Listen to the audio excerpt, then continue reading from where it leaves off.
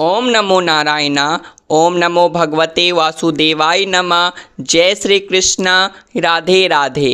भगवान के सामने रोने से क्या संकेत मिलते हैं? जब जीवन में बहुत कष्ट मिलने लगता है, जब जीवन में हमें परेशानियां चारों तरफ से घेर लेती है, हमारे साथ में विपत्ति कुछ घटित हो जाती है, हम जीवन में कहीं किसी चीज़ में फंसने लगते हैं, परेशानियां हमें घेर लेती है, कष्ट हमें परेशान करने लगते हैं, कहीं हम अपने आप को फंसा हुआ महसूस करते हैं, तो हम भगवान की शरण में जाते हैं। बहुत सारे लोग ऐसे भी आपने देखे होंगे, उनके मुख से वैसे तो कभी भगवान का नाम नहीं निकलता होगा, लेकिन जब भी वह परेशान होते होंगे तो उन्हें भगवान याद आ जाते हैं। लेकिन जो भक्ति करते हैं, जो भगवान से जुड़े रहते हैं, जो अपने इष्ट देव की सेवा करते हैं, उन्हें हमेशा अपने प्रभु का ख्याल रहता है, हमेशा अपने इष्ट देव का ख्याल रहता है। तो ऐसे में जब कभी भी आप किसी परेशानी से घिर जाते हैं, समस्याओं से घिर जाते हैं, तो आप भगवान से भी अपने कष्टों का निवारण जानना चाहते हैं, आप अपने परेशानियों का हल जानना चाहते हैं, समस्याओं से निकलने का रास्ता जानना चाहते हैं, तो आप भगवान से प्रार्थना भी करते हैं कि हे प्रभु, हमें कष्टों से बचाइए। तो होता क्या है कि जब भी आप बहुत ज़्यादा पूजा पाठ करते हैं और भगवान की भक्ति भाव से सेवा करते हैं, देखिए सबसे बड़ी बात होती है भाव से सेवा। ज़रूरी नहीं होती है कि आपके पास में 5 किलो लड्डू ही हो या 1.25 किलो लड्डू ही हो, घी का दीपक ही हो और फूल और सारी चीज़ें उपलब्ध ही हो, तभी आप भगवान की सेवा कर सकते हैं। ऐसा नहीं होता है। आप भगवान को सब कुछ मानसिक रूप से भी अर्पण कर सकते हैं। अगर आप सक्षम नहीं हैं, अगर आपके पास में कुछ उपलब्ध नहीं है या आप कोई व्यवस्था नहीं कर सकते हैं, तो आप मानसिक रूप से भी उन्हें अर्पण कर सकते हैं कि हे प्रभु, हमने आपको भोग अर्पित किया, हे प्रभु, हमने आपको पुष्प अर्पित किए, प्रभु हमने आपको दीप अर्पित किया।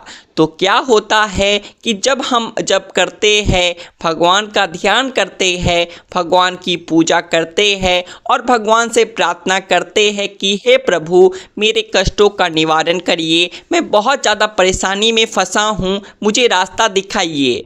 तो ऐसे में देखा होगा आप बहुत ज़्यादा भावुक हो जाते हैं। कभी कभी आप अपने कष्टों की परेशानियों को बिना बताए ही भगवान को देखते देखते भावुक हो जाते हैं, आपके आंखों से आंसू निकलना शुरू हो जाते हैं। कभी कभी तो एक क्षण ऐसा भी आता है कि आपका जी करता है कि खुद रो ले, भगवान के सामने रो ले, लेकिन कहीं ना कहीं परिवार या आसपास लोगों की मौजूदगी के कारण आप अपने भाव को उतना ज़्यादा व्यक्त नहीं कर पाते। लेकिन जहां आप देखते हैं कि आपको कोई नहीं देख रहा, आप अकेले हैं, तो भगवान के सामने आप रो भी देते हैं। भगवान के सामने आपकी भावुकता इतनी ज़्यादा हो जाती है कि आपके आंखों से आंसू रुक नहीं पाते, या कहीं ना कहीं भगवान से जुड़ाव को दिखाता है। और सबसे बड़ी बात यह होती है कि अगर इस तरह से आपके साथ में घटित होता है, तो यह निश्चित मान लीजिए कि भगवान की कोई ना कोई शक्ति, भगवान का कोई ना कोई आशीर्वाद और भगवान स्वयं ही वहाँ पर उपस्थित हो, ये भी कोई अतिशयोक्ति नहीं होगी। क्योंकि जब आप भावुक होते हैं, जब आपके आंखों से आंसू निकलने लगते हैं, तो यह आप समझ जाइएगा कि आपकी जीवात्मा का जुड़ाव आपके इष्ट देव से होने लगा है या हो गया है।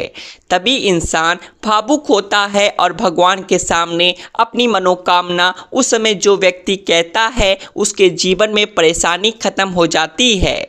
कभी भी भगवान से यह मत कहिए कि हमें रुपया दे दो, पैसा दे दो, ये दे दो, वो दे दो। आप उनसे खाली रास्ता मांगिए। आप उनसे यह कहिए, हे प्रभु मुझे रास्ता दिखा, हे प्रभु मुझे समस्या से निकलने का रास्ता दिखा दो। समस्याएं अपने आप ही खत्म होना शुरू हो जाएंगे जब आप उनसे रास्ता मांगेंगे, क्योंकि वो आपको रास्ता दिखाएंगे कि कैसे इन समस्याओं से निकलना है।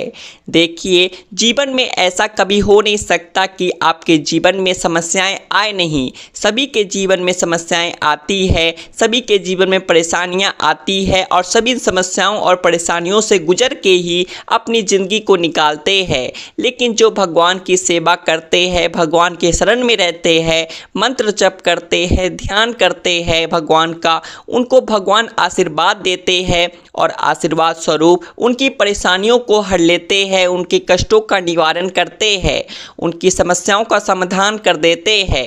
देखिए, कभी कभी हो जाता ऐसा है कि हम अपने कष्टों का निवारण भगवान से नहीं पा पाते, रास्ता नहीं हमको मिल पाता, तो हम दोष देने लगते हैं कि भगवान हमारी सुन नहीं रहे हैं, भगवान हमारे लिए ऐसा नहीं कर रहे, वैसा नहीं कर रहे।